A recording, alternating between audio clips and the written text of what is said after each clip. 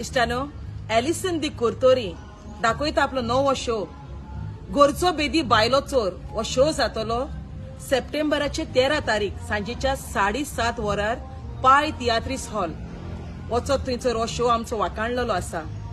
बरी कॉमेडी, बरी कांतारां, बरी प्ले. तू एलिसन त्या कुर्तोरींगे गोचो बेदी बायलो चोर याची यात्रा खबर सांगता ओय जॉन, मागीर हांव मगो ती तू सगळे उगडे आसतो रे.